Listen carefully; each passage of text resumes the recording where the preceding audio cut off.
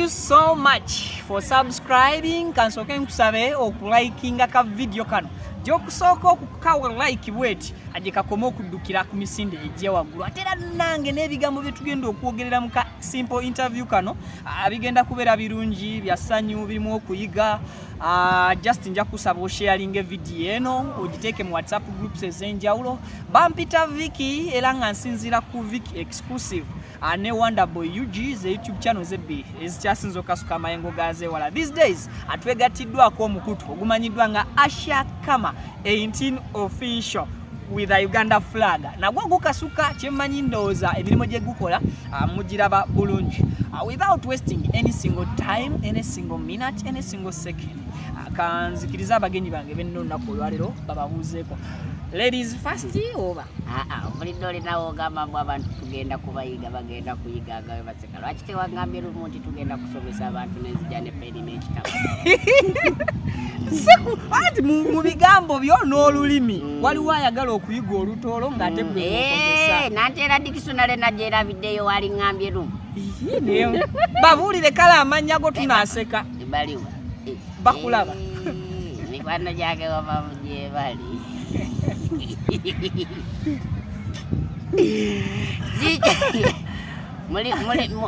Muli kunzija mu vibe.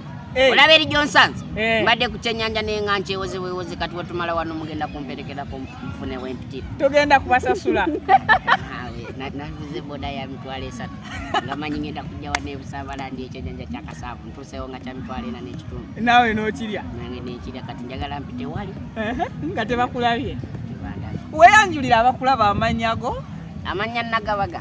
Bampita niko MC the proud Mutoro. Okay. Naye mugamba mutya. Ndi wano ne wano nono mukwano gwage ne mukyala wange. Nakwega video wano kati ebyokwetega byavudde ofena. Wamutegudde dda. Nateguludde. Si sobola kadamu nakudamu kwetegera aba bagamba mbu ngenda kudamu netege. Kyawedde. Ingira kasha watu. Bukoze. Tebigwayo. Ala kati ndowooza aligamba. Oh no. Ogo munanasi. Yana nikasajja kalungi. Oli katusoke tutwanjule program. Katusoke twanjule program abeko kyayogera ku. Buza ku bantu. Bamikwano. Increase on your voice. Mike tetujina lero. Hello bamikwano amina gangirize Usher Kama 18 official international. Nga ndi musanufu okusisinkana omwami wange. Kwata. Tugenda kubalumya kupaka tugenda nakufuna abantu batano bafenga batuberene mabega just chiringa mu chiringa nga bavimba mu buvimbi. Nkale, thank you so much Bamikwano. And in a proud Mutoro Niko MC from TikTok. Iranga these days ya vibing up TikTok. Usher Kama 18 official international akirizo bagana ennaku zino yatandise okulya emitima gy'abantu ebyaddala. Ali Usher Kama ennaku zino okuva yava ku kyero yatandise okulya emitima gy'abantu nanti yenyigidde mu kyalite waka. Muntu yenyigira mu kyalite waka atandika kulya mitima. Ati obeera okola ebikwata aba yavudde ku mmere endala ng'alya mitima gy'abantu. Mutoro naawe abatolo mutegeera bwe mutyo. Nedda tereeza olulimi taata. Tereeza olulimi ekintu kulya mutima nkiwulira yadde oyagala kugamba nti ki. Nkale yatandise okufuna obuganza eri abantu abatalina abayamba. Ekyo nkitegedde. Nange golaba wano oziseeka sirina yanyamba yadde no. Ojja kuyambibwa. Naye Weredde nayambiddwa dda nafunye omukazi w'okuwasa sirina birala byenjagala. Abatulaba abalungi twagala kumanya Mutoro and Usher Kama mwina muli ba big talkers. Of course temustandinzeewo na myaka mingi naye muli bavubuka bato mwina kye mwekoledde ku TikTok. Omuntu yandiyagadde okumanya mujja mutya okukwatagana ababiri gwe ne Usher Kama. Kantandiki agomanya tuvuga speed kantandikire ono nja kusaba mpe single shot ya Usher Kama. Nze mbereke mbona Mutoro ngambona bu video bwe for you page kati at first nasooka nabo nanga ndibona omuntu akola bu video busesa so I followed him era nze eza video ya Mutoro nga tijibona all videos ngezaako ino okudibona kubanga did eno for you page. So I was attracted kuwaka gwakola ku content gwa creating ate nekyasinga okunsanisa ino nti akozesa olulimi lwe. When I saw kubanga nze nali owange nti ku TikTok ombaire nga ninze zenka ayogera ng'otwere kwa Abaganda abaana abakozesa Oluganda n'Oluzungu nze nizabereko enemerere nga nkozesa olulimi lwange Olusoga. So kati wawaida Mutoro I felt good and akoba wow tufuniyewo okuno Mutoro. So kati I'm here waiting okubona nga nfuna omuchi omugisu akigemye kati ninyo kama kugwe Asha kama akozesa Olusoga ane Niko MC Mutoro ani yasooka mu field ya TikTok eno okutunda olulimi lwe. Yegwe omusajja kayogere noyo yeyasooka ku TikTok. Mutoro ojo otyo okumanyagana ne Asha kama namulabirawo before nga sina joininga na TikTok. Tuongezeko kalo. I was like oh my. She used to create videos nenga waliwo byali ayogera ku TikTok bino ebyolugambo ndi leero nduleze simanyi biki byali akoleranga mukadirisa oyekwe nga yetegese mu bwati nasooka walabuka ebigambo babaletedde olugambo awo nango mfollow. I used to follow hanga banange binyumira nga binyumira ne mu following ne yamale emyezi nga 8 nga tanfo najizanga ngatazanga byewamuwa nayenga omuntu waba yayagadde omuntu abana bayiza omuse gwo ku TikTok wakusendekera request ayagala omale wiki nga 3 omuddemu nayenga waliwo omuntu aba akwagala yenga ne oba tomufollowings owulira content owulira ebirenga that's me no following oyo omwana nenga taza ka follow back avako ebyo tubiveko just ekyo kisizawo wisa ekyo kisizawo wisa naye nga byonna byakola mpuliraze ng'owulira oli wala nga mpulira ndi wala. Kati Mutoro TikTok ani yakuinspiring okozesa olulimi lwo olwaddala? Okukozesa olulimi lwange olutolo is it your tribe okubeera Omutoro oba just your pretending? My mom is a Mutoro so atenga nabeerako nnyo ne jjajja wange zala mama Mutoro kati kwegamba nene olulimi lwendwagala nze nalwogera kuva dda nenga kale waliwo we najje ne Kampala okusoma nga sikyalukozesa nenyiga n'Oluganda obulungi so kati ate we najja ku TikTok okubuza TikTok eno yeetaga ekintu nga kiri unique. You understand? So togenda kugira mu kyamuno ogambe nti onaayitawo. So I say that nazanya da skit nenga waliwo nasooka okuzanya kati ninyo we following Asha kama before over before Boys. Gwe taata afuga sebo kati omukyala asirise twamukuwadde mu bitiibwa oyo yenna mu followinga lwa lugambo sija kukulimba ngaina mukadinisa mwadda bwati nasooka walabuka TikTok azigaza nengamba banayo who's this chokanga I was like ogo mnanasi Nenga TikTok etaga ekintu ekiri unique and I decided why can't I use my language my youngest language olulimi lwange oluzaliranwa kwa moto nenga nazanya ko skiti zo mu Luganda era zatambula nga zitambulako newe naleta ekintu ekiri unique nti Mutoro people liked it so sijenda kugamba nti waliwo you added that name area over before Mutoro ono Niko MC cause nti okutandika okuliyeyita n'oli feeling nti nze Mutoro as Asha kama buli omu bwagamba nti proud Musoga just erinya nalitekanga ku videos nga wemba ntadde video ndekako proud Mutoro kati people ne bagenda nga bakimanyira biwasanga kagambo proud Mutoro nga like akona proud Mutoro akona no yeah so kati nange erinya nendyagala era I'm proud of what I am.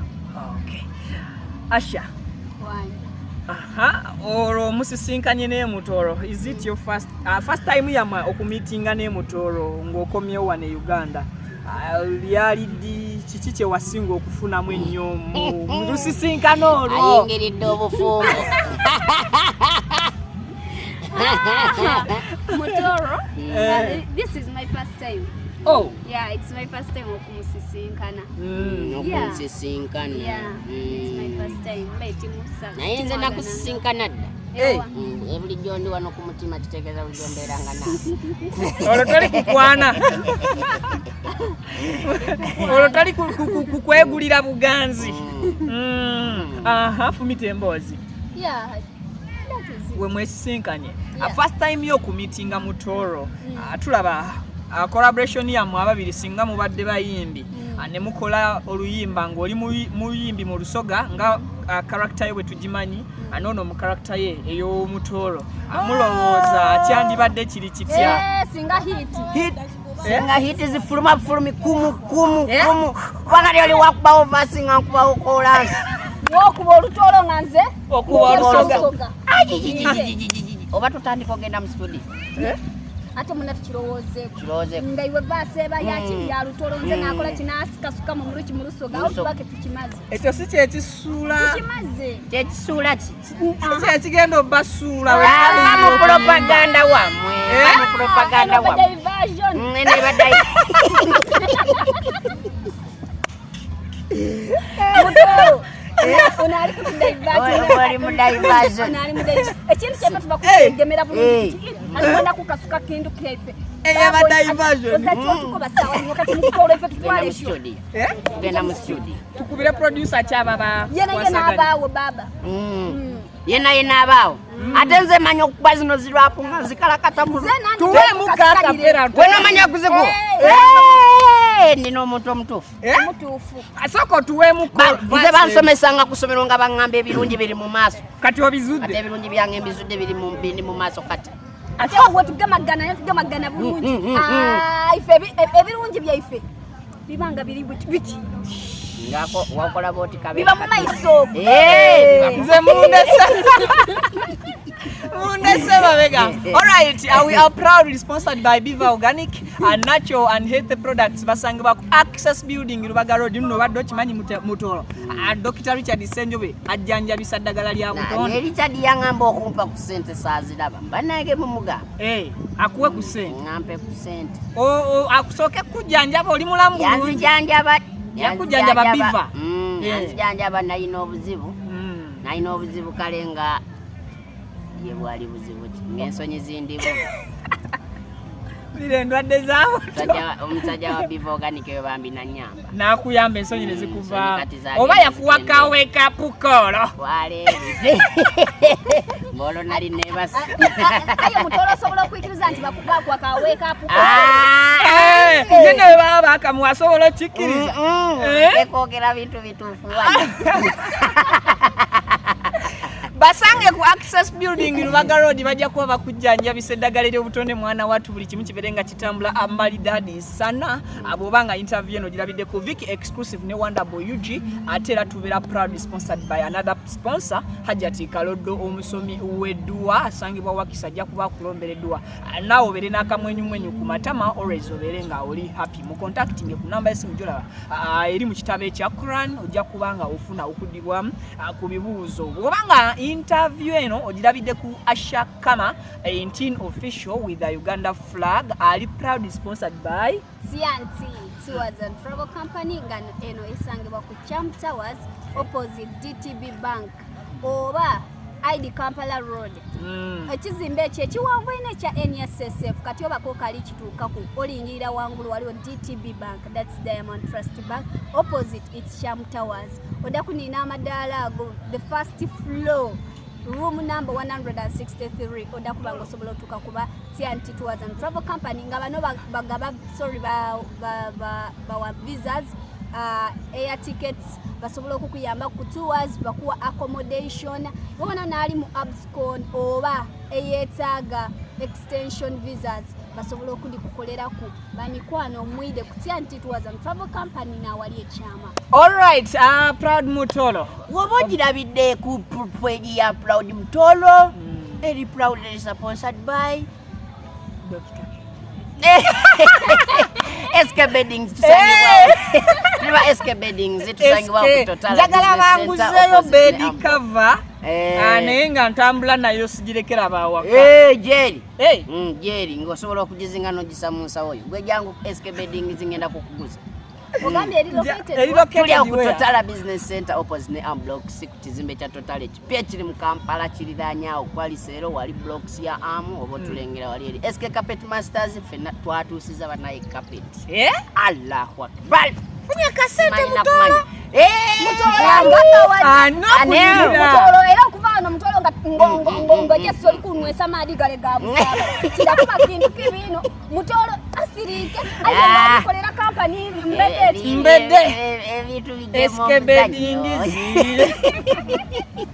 katika oli akolera kampuni bagise Tianti Travel amanya babasajja sente sebabana Wambayo nga tuvuddeyo gwe wena munywanyi nkusaba okusharinga video eno n'obuterabira ku subscribing make sure that after subscribing akwata mu kadde ka hitting emujja mu kigambo personalize okiteeke mu all bw'okigattamu omuzungu agamba turn on that notification bell Mutoro and omusikyalo omusogono proud musoga proud Mutoro it's my first time interview nyumidde mu interviews nali nkoze muzanyeyo ko skiti tugisuubira ogiraba ku TikTok oba twogera bino yatuddeyo dda waliwo okuzanya skit bino characters zammwe muzigaseeko ko mucollaboratinzeeko ko ku TikTok ate kati twakatandika butandisi tugenda kubawa ebintu okitegeera ekiriwa kiri nti tugenda kupostingayo ka video kamu komenti z'abo abantu zezigero tuwekiddamu bwe bagamba nti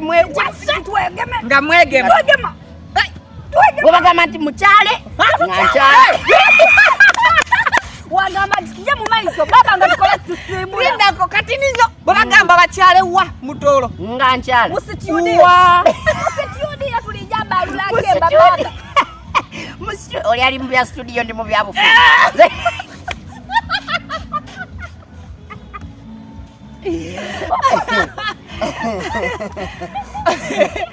ndoza gwa Mutoro tulija kubakemba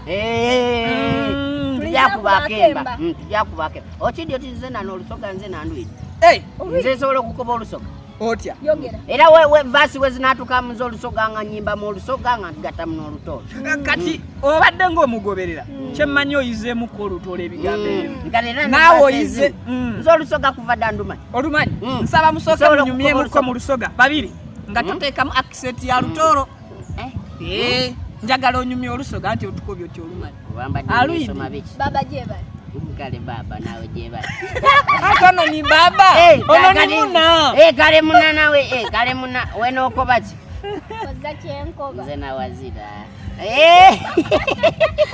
ate olosi lutolo no olutolo nyogeddekawo ku lutolo accent egenze nyo mu lutolo kale mwongereyo wazira kyenkoba ekitegeeza olusoga olukuba budi olusoga nze ndukuba budi wewagezaako okupretendinga kirema walemala baba gezaako ashakama olutolo ogegenyamu kubayo wena muwulira era okwogera njogeranga naye kwisimaye nga ndyokola nti yanga kukyama naawe nyumyamu mubuuzeeko mu lutolo era naye akudde Mutoro mutyebale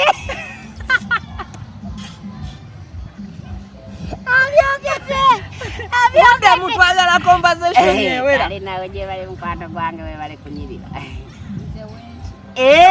era akawulira kakisatiko olusoga mbuze wentyo nayekwe ono omwana ayinza okukozesa ensobi olabye wazeemu ekigambo oze bwentyo akayosooka otule kitegeeza ati ekyokola bwoti nze bwenti mwongereyo conversation akukozesa ensobi oyo oyinza okufumuke osobola okufumuka ebigambo wano ng'ebikumi bibiri nga byonna bitegeeza kike ngate nga bitegeeza omwagala okufa bufu akati Mutoro tukubemu akafaananyi oyagala kuproposinga musogo ono ashakama tukuwaddeyo eddakiika emu mutubbira amanda omusabe obufumbo empeta yange saze nayo empeta yange saze nayo ekyo tukire naye ebigambo wazze nabyo omanya ensonyi ezibeerawo ng'omuntu asaba era nze kujjanjaba ensonyi era yaleka muziri eri ezo ez'okwekumisa ezeze yandeka muza kati ati simu oyagadde omuntu naye mu Lusoga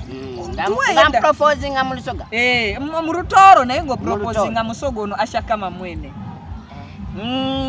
ensonyi zitandikidde nsoga kimanyi sobola namutunula direct mu maaso nga tulina okweproposi kigezeeko tuyimirire musabo bufu kale tukole ekikula otutudde mu nnyo tetweriraani okimanyi omuntu we bamala omuproposingira agabahaga ne kakiisi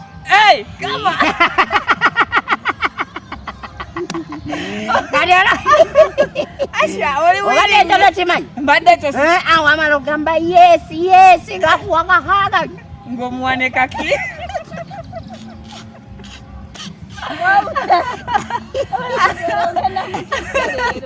Okay guys, I think ndoza ekyolunaku olwaliro twagala tubakomye wano bano ababiri bw'obatulamu oyinza okunoonya akatambala anenga twasoose kuseka eri ku mazzi nenkerabirayo